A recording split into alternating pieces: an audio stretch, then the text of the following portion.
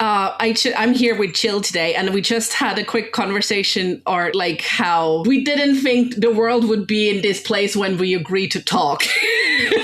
Which is kind of like, again, the perfect example for where, like, the world we're in, where we think structures, like the structures that have been established, no longer hold. I mean, what is international law? Who cares? Like, careers, identities, everything seems to dissolve faster than, I don't know, we can say 1 to 3. And we also see that the burden of a lot of things, like we destroyed actively or not so actively the villages. So all the burdens seem to shift towards the individual, and we're expected to adapt, stay flexible, make sense of constant change, of course, look pretty and attractive to sexual partners. And we're like, what the hell is going on? We're trying to navigate this.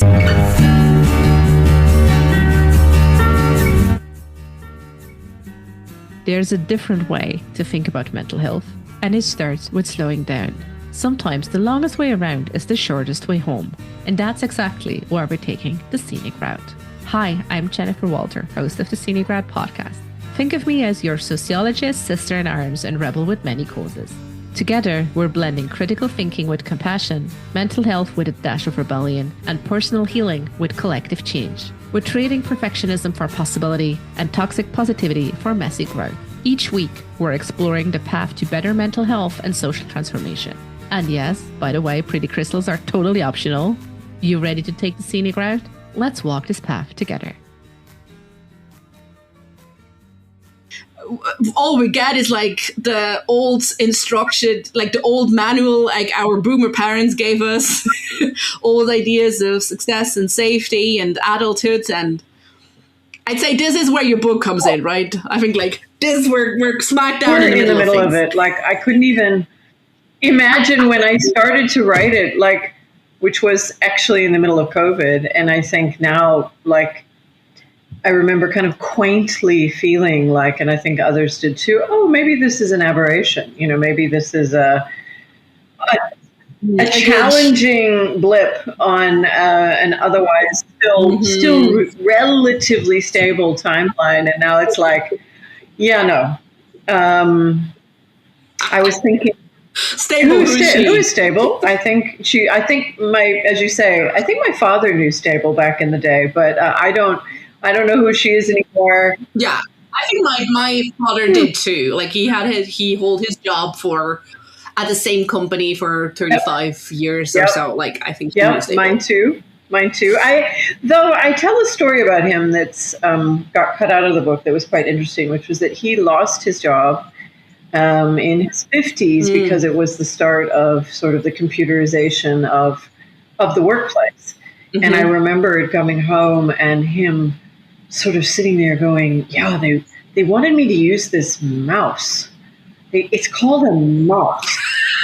And I can still picture him kind of just like, WTF, like mouse, what is this? And, you know, he didn't want to learn. He didn't want to adapt. This isn't me. You know, I've had a secretary my whole life and I have people who do this for me. And so, you know, there is that comes up in mind, which is we have always been dealing with the new. But I do think this is a different frequency and depth of new.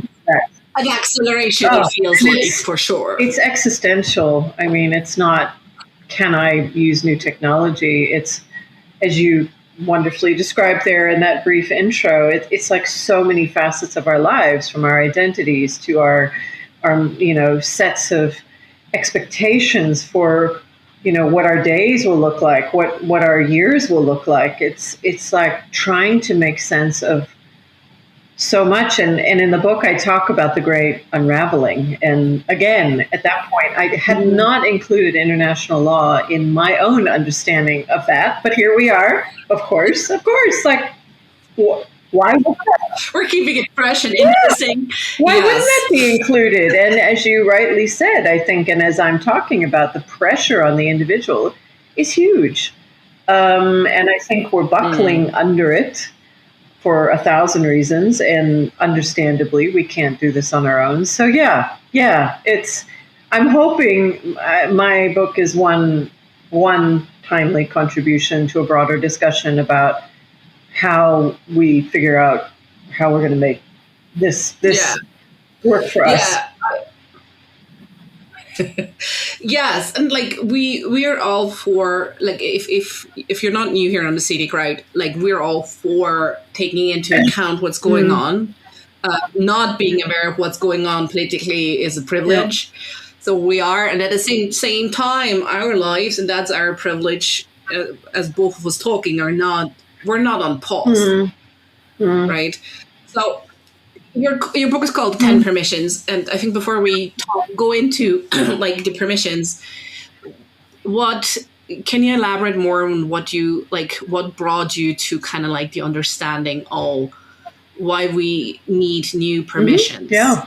So my background was in international development, aid work, kind of a phrase that some people will recognize. I left the United States and went to South Africa in 1993 as it stood on the cusp of its first democratic elections, which brought Nelson Mandela into power. I had a vague interest in social change. At the time, I was also going to go into international law. I thought that's what I was going to do. And a deep curiosity about the world. So I got myself to South Africa to be present for those elections. And that kicked off a career in what I now sort of summarize as kind of being present as individuals, communities, organizations try to navigate really profound change. And at a really young age, I mean, I was 23, started to learn a lot about why people do and do not embrace change, even when there are significant threats. My own limitations in sort of helping people to respond effectively to change, to make the changes they want to or have to. I ended up working all across Africa, Asia, Southeastern Europe, and just got the most incredible education from people from so many different walks of life about what it takes to make what I kind of describe as novel choices. So doing things you haven't done before, making choices you've never made before, behaving in ways that are unfamiliar, which is what's required when you're going through profound change, and which is really, really hard. Well, yeah, and also if you also desire change, right? Because nothing's going to change, you keep on doing the same thing. So again, whether it's want to or have to, the reality is I need to alter my behavior, my choices in some way. And so the theme of permission and self-permission comes in there, because one of the things that I realized was I could give people many things, from training to funding to this to that. I couldn't give them permission. So I couldn't be the one to say, it's okay, Jennifer, you're allowed to, pick something from as familiar to us as, say, leave your husband, quit your job, have a difficult conversation with your boss, to the things that I was confronting there in the midst of, for instance, an HIV/AIDS epidemic, where we were telling people, no, you need to start using condoms. And it was like, on the surface, that's a really easy choice in the face of an epidemic, isn't it? But actually, it goes against so many things that have shaped relationships and identities up until then, that to really allow yourself to do something that feels risky is hard. But it comes down to you almost negotiating with yourself and beginning to practice what it feels like to do that. So, yeah, the theme has kind of deep roots in my own work in human behavior change. And as the longer that I've worked in that field, the more I became interested in kind of the individual's relationship with him or herself, the ways in which we self-limit and self-allow, the ways in which we are our own green light and our own red light, because especially as adults, that is a profound effect on our ability and desire to embrace the new and the unfamiliar, and the thesis of the book obviously is at a time of rapid change, which is what we're in. if you are not engaging consciously with these kinds of themes in your own life, then you might find yourself being really slow, hesitant to adapt, afraid, which you might be anyway. But this is about kind of getting a little bit more explicit and intentional about driving your own growth and change process. Let me stop there. Yeah. Yeah, no, and I feel like especially when everything is at the pace it's at right now, like we don't have time to be very conscious with everything. So what happens is our very old, like our ingrained mindsets and how we see the world, they kind of kick in and we operate according to rules, playbooks, manuals, whatever, that we think are our own, but they feel like their own because they have been with us for decades, and aren't necessarily our own, or are also outdated and not really helpful right now. Yeah.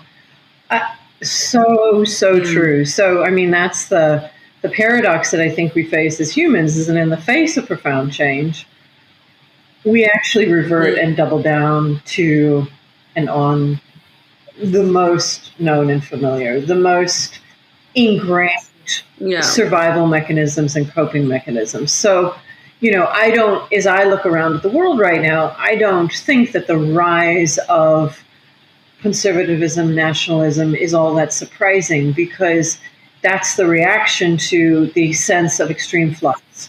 Yeah. That's let's be nostalgic for a time when things felt more familiar and fixed, because that we know, and we know how to make it in that world, or we had power in that world, and so it's appealing to us. Whereas this more complex current reality, we don't want to deal with. So we actually double down on the things that we think have helped us in the past. And I think we all have parallels to that in our own lives or ways. I mean, I see it right now in a completely different context, for instance, with parents who, because I've got 2 teenage sons, in the face of raising children to head out into a world where, as you said, the old manual is now completely, irrelevant.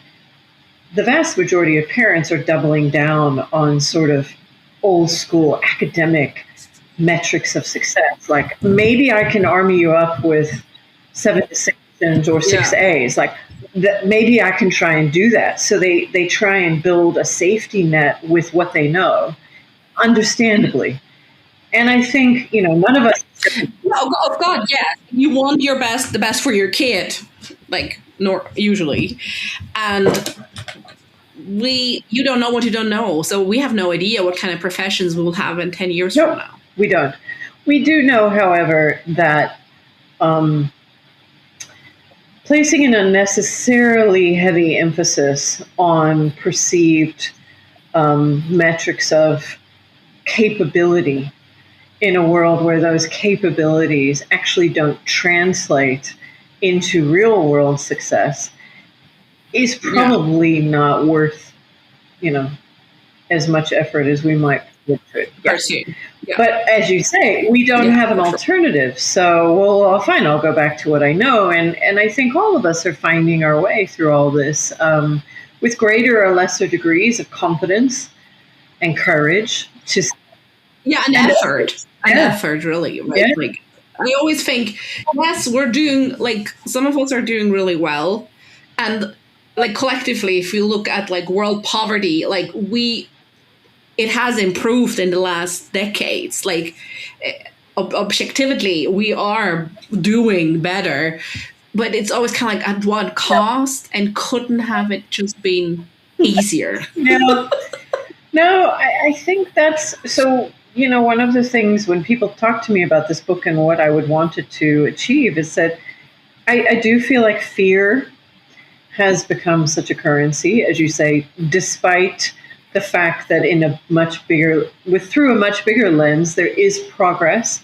I think we fear a lot of what is occurring to us right now. Again, understandably, that fear can make us sort of shrink limit our sense of possibility, limit our sense of what we're capable of in this environment. And I think that hardness, that sense of, A plus B doesn't equal C anymore. I don't know how. I can't refer to any easy formulas that I absolutely know are going to deliver the way that, again, maybe my parents did or whatever. So it feels like I'm figuring things out all the time, which I think we are, in which I think we have to sort of get used to and accept a little bit more. But that's going to be our reality, that we can't necessarily buy safety and security through what we perceive as guaranteed choices. I kind of describe this as a world with guaranteed outcomes, kind of like, if I do this, X, like if you do X, Y will be guaranteed, a guaranteed outcome. So I describe it as no longer an if-then world, it's a what-if world. Like, there are no if-thens. Yeah. I like that. Okay, I've got which is why one of my permissions is experiment. Like, I have to accept the fact that I might have to try more things, and they might not work out in the way that in my mind's eye I anticipate them, but that's okay, because they will still be full of learning, full of opportunity for me to keep growing. So it really is a very, very different operating model required if, as you say, you're going to feel a little bit less threatened and a little bit more like, oh, okay, it's not all straightforward, but I don't feel, anxious, threatened, too overwhelmed by it. I feel like I can kind of, respond as needed. Yeah, you're kind of like fluid enough and soft enough to react, right? Because when you're like all locked in and rigid, you're not like easy on your feet and you're not easy to react. Right. It's really what I think is really interesting, and this is going to be really crucial for us as well, for anyone listening. We've been now talking on kind of like a very like meta level of societies and kind of like change, but I think your book is really very much kind of like it's within that broader social context, and I really like that. And it's really also looking at something that I have in my sessions that with my clients comes up a lot of this sentiment, and not necessarily like not fear or paralysis, like those are the extremes, but the step before that kind of, I kind of feel stuck. This stuckness of like, okay, how I'm just like, my life is objectively like good. Like, I am fortunate enough that I have a job, I have a house, but I still feel kind of stuck. And I feel your book is kind of like offering an insight into that. How you're seeing that? Yeah, well, I think one of the things that happened over the last kind of 30 years is that the social compact that we bought into unthinkingly of, work hard, get financially remunerated for that, buy yourself accumulative wealth and stability in exchange for loyalty and hard work. And then you'll get rewarded at the end with retirement and whatever. Like, that has come really properly unstuck. And within that, I think, comes questions about, what is this about? Like, and it was one of the reasons that I had to be willful the first permission, because I think we are being allowed to and required to come to grips with what we want. Now, that was something that I don't think, if we're going to keep referring to our boomer parents, like, I don't think my parents on the front end in their lives really thought too hard about that. Like, they bought the story. It worked. The formula worked. Like, cool, yeah. I get to have more stuff. I get to have more status. This is wonderful. I'm happy. Now, it turns out my parents weren't. And they were one of the reasons that I have written this book, was because, I watched them ascend through the world in the way that they were supposed to. And they were profoundly sort of unhappy inside. I think the work of the last 30 years has brought a lot of that stuff to the surface of people kind of saying, am I willing to exchange personal satisfaction for financial stability? Is financial stability enough? Mm-hmm. Is going and being in an or is it actually? What is it? I mean, when I know fundamentally that it can be gone tomorrow because the compact that said I'm safe if I'm a good employee is gone, like, the illusion of a meritocracy, the illusion of so many things has made us have to and get to ask questions about, what does good look like for me? What am I willing to sacrifice in the name of professional success?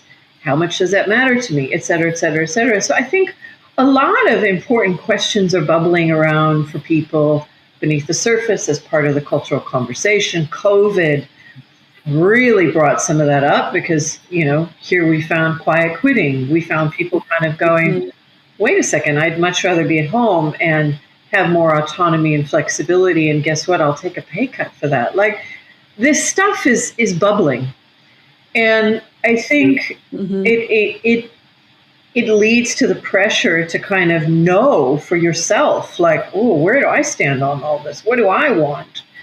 So, yeah, for me, that stuckedness is almost wrapped up in questions of, meaning and desire and things that, weren't even part of the cultural conversation 2 generations ago. The fact that I don't think we're raising kids to truly engage with those conversations when they become adults, because we still feed them the same stuff at a young age in terms of just get good grades and, stand out in your class and you're going to be just fine. I think you then move into the world of work, and there's this right now a real kind of wait a second. Now I'm confused. Now I'm not sure.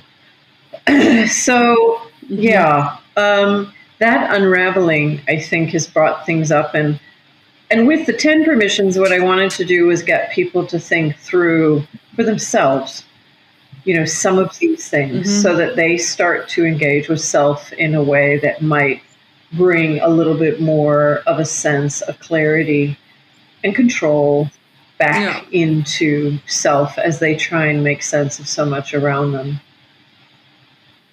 them. What's the thing that's for a lot of people is not helpful, that if you start the work of engaging with yourself or engaging more with yourself, people often mistake this process as to be pleasant and it's anything but, right? So in your experience, like, what's usually the first fear that comes up when we consider giving, like when we consider change, when we consider giving ourselves more permission? Rejection and failure, I think, are the two. It's judgment by the world. It's, they will not like me. They will deem me weird or on the outside of whatever kind of they view as acceptable, or they will view me as incompetent. So, I think for me, just surfacing that awareness within yourself of like pausing for a moment and saying, okay, and I talk about it in the book, what am I afraid of here? What is at stake here? And if it comes down to the judgment of, and the irony being so often it's literally strangers, people who have no skin in your game whatsoever, and yet you outsource your agency to them because somehow believing they approve of you gives you comfort. Just surfacing that internal dialogue starts to create little openings in a what am I allowed kind of conversation with yourself, when it's, what's going to happen here if, and I experienced this, firsthand at a young age when I really stepped out of my story, which was very much a middle-class American, go to university, get a good job. And instead I went to South Africa, and that my parents were just like, kind of, what did we do wrong here? Like, wait a second, this was not part of the equation. That was not in the manual. No, the manual said nothing about heading halfway around the world. And it was something, I'm so grateful I learned relatively early on, which is, approval is desirable, but it's not required. So if you don't need something material from another person for them to say, yes, you can do this, if all you want is their nod and a pat on the back, we all want it. Of course we do. However, that's very human in us, right? Like we are creatures. We don't want to be abandoned, dying alone on the street. So none of us does. But what you do when you kind of move a little into that space, and I jumped into it, most people won't, but how many people do you know who, and I talk about this, 50-year-olds who are still approval seeking from parents who frankly just want to see their kids happy, but if they don't understand your motives, if they can't get on board with your vision, that's okay, right? Not everybody's going to see the world through your lens. Not everybody. And if they don't have additional information, data, experience that would materially affect your decision, then it's an opinion. And the world is full of them. And we are able to hold a wide variety of them and still carry on. And I think, a lot of the practice for me of this is starting very small with very small choices that are what I describe as low consequence, high pleasure. So, people as well as I do who can't pick something off the menu without looking around and having everybody else say what they're having, or getting somebody to tell them what they should have, like exercising will and agency in super tiny ways. If you're not used to doing that, is actually like huge. It's such a turnkey to, I feel something, I want something, I act on it. It's not earth shattering, but it's just a practice of getting in touch with that inner desire, acting on it, realizing that other people might say, oh, why do you like a Hawaiian pizza? I don't know, I do. Okay, cool. I'm glad. Yeah. I don't care if the Michelin stars, like, people are like being snobby about it. So, I think for a lot of us, our identities feel very carefully constructed by, a set of external systems. And we all have that. So as you mentioned when we first started talking, this is not about blowing this up. And I say in the book, I do not want you to blow up your life. That is not, run out and say, I give myself permission. It's a here's the match and the gasoline. Go. Right. Although, I mean, you know me, I do like the gasoline. I like it too, but the problem is that, once it's all burned down and you're sitting around looking at the embers, it's still the same you.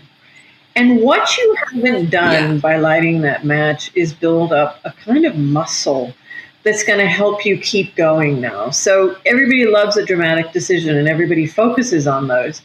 But what they haven't done is build up a capability to move forward from that point. So, what this is actually about for me is building up a capability, not just making a series of dramatic choices.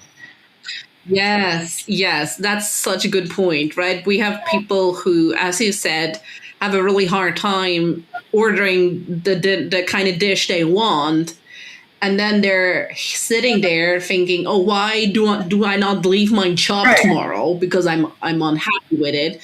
And we're like, well, if you can't even do that, doing that requires so much more than, and of course your body's going to be like, unsafe, not going to go there, not going to do that, bye-bye. Of course not. You have no lived experience of doing that in the smallest, least consequential ways. And yet...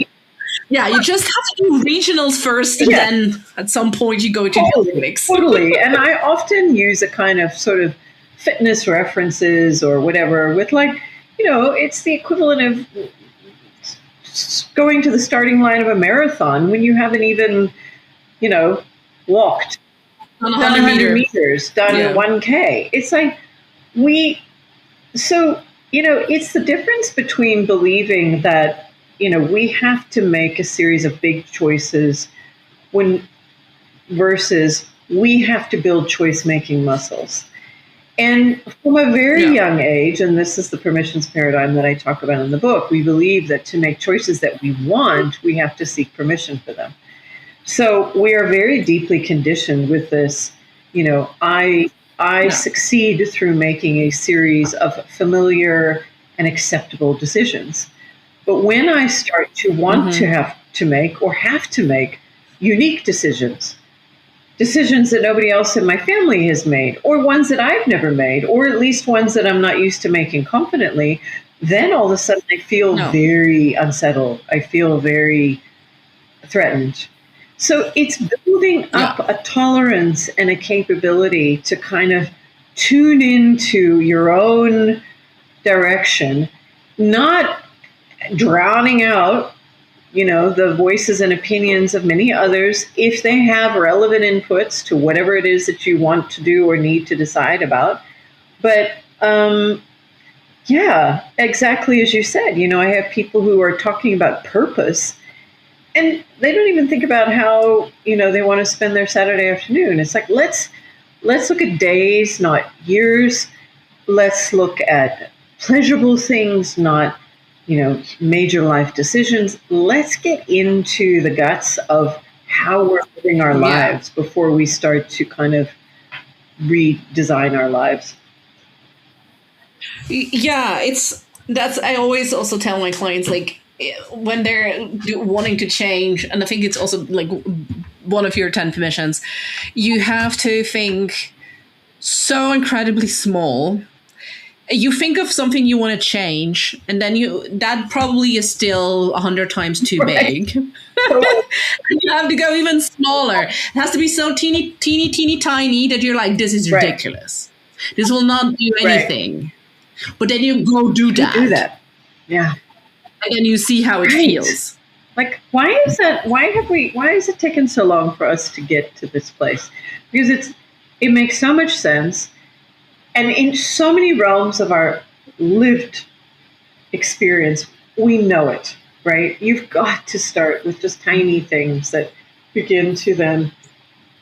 And yet with so much of human growth and change, and this is one of the things that sort of drove me out of the aid world, it was this before and after sort of mindset. It was big, it was flashy, and it was, profound. And it's like, gosh, what if we just started with very small conversations, experiments, activities that just increase our sense of possibility and capability. Expand out a little bit to, maybe I could do this differently. Maybe I could, But so often we wait to engage this until we feel desperate, unhappy. We want the new. We're craving something. So again, it's one of the reasons that for me, approaching it as a practice versus a problem-solving exercise is really critical. Because once you're in a mode where you want to solve a problem, then you're looking for fixes. Then you're looking for the silver bullet that's going to make everything feel better. Whereas when you... Of course, you want to be efficient. Absolutely. Whereas when you are just kind of saying, listen, I need to work on being alive and attuned to how I'm directing myself through my life more routinely than when I feel like things are going wrong. It's a very different conversation with yourself. You've lowered the stakes. You feel more at ease. You're more willing to try things. It's a very different experience. Yeah. Yes. And at the same time, it's really hard because having the room to experiment without even the perceived consequences is really not something that's given freely and equally in our capitalistic or post-capitalistic society as well. And nonetheless, I truly agree. Like we're done looking for silver bullets, and in hindsight, maybe something will be your silver bullet, but you won't know until years later. Yeah. And previously in the conversation, you mentioned, and I really love this, the sentiment of experimenting, right? Experimenting, small bets. Like, what does a good experiment to you look like in real life? You know, like if someone wants like, okay, I want to do something actionable, because a lot of the things we talked about are rather gloomy. So how does a good experiment or small bet look like to you? Yeah, I mean, I would first of all, again, I keep coming back to kind of starting off quite low consequence. So, that for me is key. There's more upside than downside to start with, right? So even if it all goes terrible, it's lots of learning. It's not lots of worst. You really do not like the gorgonzola pizza, and exactly. You order another one, or you go hungry. So I'm going to come back to that, which is a series of sensorial, experimental things that just are around pleasure. And I believe that pleasure is a really because you talked about, we've been pretty gloomy. I think experimenting with what you like, with what you want, with what makes you feel good is such an unexplored area of all of this, right? So food, music, entertainment, nature, leisure. Let's put it in a big box called leisure. And what I love about that is that it's an area that most adults are conditioned to ignore completely. Free time, stuff outside of work, hobbies that are not monetized. All of that. And now, they've got to be a side hustle. They've got to be a this. They've got to be a that. So, maybe that's the next level up. But for the start, if all you want to do is start to hone a little bit of an experimental practice in your life, you can start.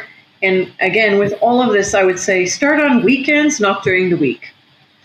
Because during the week is high consequence time. It's work. It's it's stuff where I'm in roles that require me to be certain things. And when I start to mess with them, I get afraid. So our weekends are full of opportunities for us to, start at the most basic, which is food, music. The things that I mentioned are leisure time, and being really, really intentional about saying, from never done. Don't do it very often. Not sure I'm going to like it. All of these things might fail, might fall, might this, might that. But you're kind of stacking moments of, I did it. I tried it. Hey, I went there. Yeah. And within that comes this bodily experience that you're growing sensorially, emotionally, of things that aren't high risk per se, although you would probably seek to, move along that scale a bit, but are certainly kind of, depending upon where you sit in this, like, whoa, what is this going to be like? I think you are engineering encounters with the unfamiliar, right? You are finding opportunities. One of my permissions is take it outside. So I would see, all of these kind of link up with each other. Take it outside, feel your way, experiment. That's one little bubble for me of I am consciously putting myself into situations that are unfamiliar to me, where, I am going to see how it feels. On the next level up from that might be more formal things that are related to more specific interests in your life, more specific sort of roles that you play, where you might experiment with joining a community, taking a class, starting a community, things where you then are like, oh, I have slight more intent with them, and they might be more structured, they might be of longer duration. So for me, there's this cascading up towards, okay, now I'm going to look at my job. Now I'm going to look at my relationships. Now I'm going to look at, where I live, how I live. And depending upon who you are, that could be months. You could spend a very long time with the outside of your life looking exactly as it is, but the inside where you are actively pursuing other things, being rich with the new. So, I kind of say to people, don't shift the architecture of your life too quickly. And you're going to have to feel out for yourself what that time frame looks like. But use the space that you already have to start to play around with this. Yeah, because imagine if you're still not quite sure what you want. You might know what you do not want. We're usually pretty good at that. And we're building a different architecture around that, what we don't want. How do we know we want it, right? So we rather, in the name of being efficient, people, we rather just go in and do the unpleasant part of really figuring out, okay, what do we actually want? What brings us pleasure? I think this is a really nice sentiment. It's such a good sentiment, because how many of us are even connected to that feeling? We decided what we wanted based on, what was on life's shelf. And we picked it off because somebody else told us. Yeah, or what we also think would be, sometimes we pick our goals because we feel like, okay, this is challenging enough, but it's still kind of like, okay, we will achieve it. We won't let ourselves down. It's not audacious enough. Yeah. So we kind of limit ourselves. Totally. And again, of course we do, because that's what we're raised to do. I mean, audacity is not a common quality that's encouraged in young children. And, what's very interesting for me to see is even then what happens. Especially in girls. I think there's a total gender to that. And then, I feel like now that I've got teenagers, kind of the extent to which, teen life has been corporatized and under surveillance, and they're not allowed any form of generic teen acting out exploration. Everything has to kind of be fit for a CV, because it's this, the world's crazy. Have you done your extracurriculars? Right. Get your extracurriculars, do this, sign up for that, don't get drunk, don't show up there. It's like, for goodness sakes, how much room are we giving them just to be stupid in whatever form that takes? So I think, how in the world do you ever connect with your own audacity, whatever form that has, if you've just never gone there in any way? You've never raised your voice. You've never shared a strong opinion. You've never, whatever. It was kind of like held back. Yeah. Which, I think the vast majority of us have sensed our way through sets of systems where we obviously wanted to stay here. We didn't even get close to going outside the lines. So, there's a real, and the thesis of the book is obviously, in a world where you are no longer being rewarded for that head down compliance, it's not rewarding you with the security that it once did. We know categorically that for most people it doesn't deliver on satisfaction to any great extent.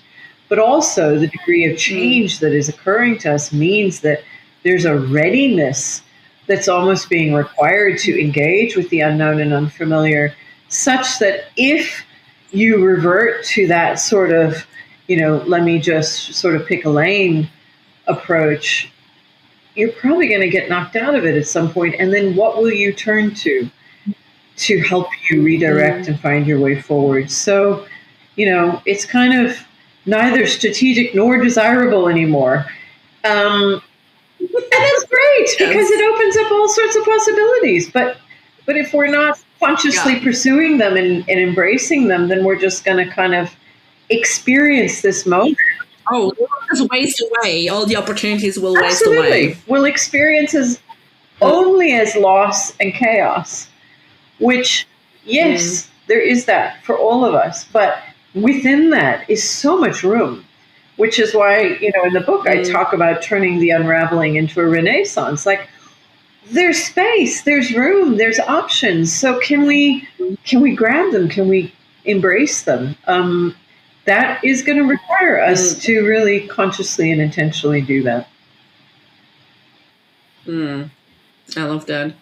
So, Jill, if people are like, okay, I want to be more intentional about this, I'm obviously gonna link your book in the show notes. Let us know where people can find you if they want to know more about it. What are your big platforms?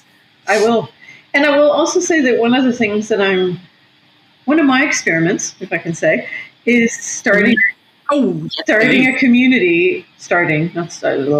Don't even know what verb to use. But last year I was just like, I became really, really conscious as I anticipated the book going out into the world that, yes, this is an individual practice. It's me, myself, and I, finding my way. But it's so much easier when there are other people around me intentionally doing the same. So yes, that's why we're all on the scenic route. It's much we share the burden. Yes, and it was one of the things that I loved about your podcast and the title and the shared burden and the shared joy of, hey, here we are. I'm not out here on my own as some, lone ranger trying to figure things out. And when I start conversations about this with groups, the amount of recognition among people with, I feel the same. Thank you for saying, it's so obviously right there. And it's just like, can we just acknowledge that we're all figuring this out in our own ways? And maybe if we tried to do it together, or at least, in some sort of held space, we might, it might be an even more enriching and expansive journey. True. So where can people find you and your community? My website is probably the best sort of one-stop shop for finding all the things that I'm offering right now at 10permissions.com. I'm very active on LinkedIn, but the website has everything. I'm obviously now building out sort of different kinds of support. There'll be a workbook that's coming out linked to the book, which tries take some of this conversation that we're having here around these kind of micro permissions and days, not years, and put some language to that. So the book was a set of ideas, and now it's about making it a practice that helps people manage the overwhelm of the world as we know it. Yeah. That's a beautiful, final word. And I have one spontaneous thought that just came and that kind of want to leave us all with that.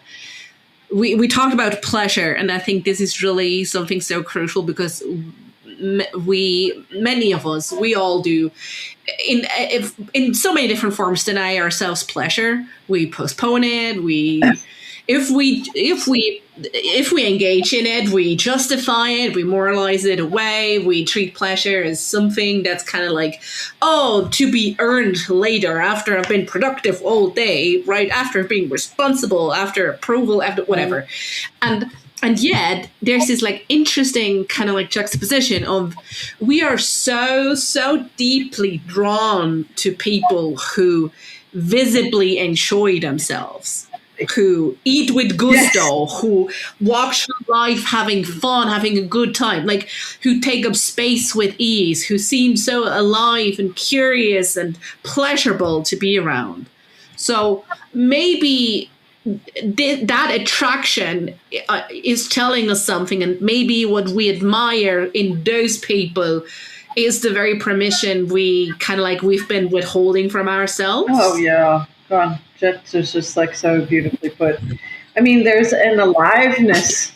There's a vitality, and I think there's power in that. You know, and they're just magnetic. Like you're like, oh, who is that? What is she doing? I'm obsessed. Like the power and the energy, and I think part of this particular moment now is also, oh my gosh, you know, how can I feel pleasure? How can I allow myself pleasure when I perceive the world as being as disordered and as it is? And yet, to me, this is the moment to lean into that. Because if we don't find joy, pleasure, desire as our life source, as the very thing that reminds us of why we're here, what we want from this life, other than collecting our paychecks and feeding our faces. Like, if that is not an anchoring, you know, concern in this whole thing, then we'll just sit back and hope somebody else fixes it for us and we can get back to business as usual. Whereas I think we've got to allow ourselves to find joy and pleasure all the time and not feel guilty about it and not feel, you know, that it's entitled because there are so many other people in the world who we perceive as not feeling that. And I think it's been one of the things of my life of being in, you know, so many different countries, so many different communities and cultures and people of all walks of life, that regardless of what your circumstances are, people find pleasure in so many little things. And I think it's really important that we keep that. So what a great way to, in this permission to keep finding pleasure. Yes, here's your permission for pleasure. I love that. Jill, thank you so much for being on the Scenic Route with me. I've loved every minute of it. Thank you for inviting me into your conversations and letting me join you on the Scenic Route.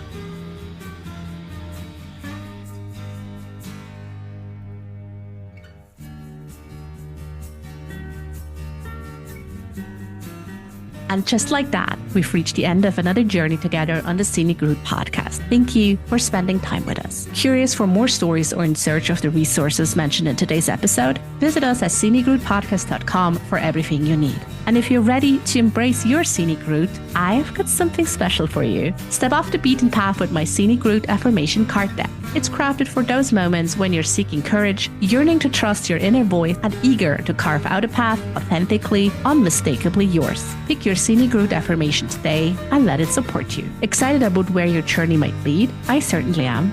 Remember, the Scenic Route is not just about the destination, but the experiences, learnings, and joy we discover along the way. Thank you for being here, and I look forward to seeing you on the Scenic Route again.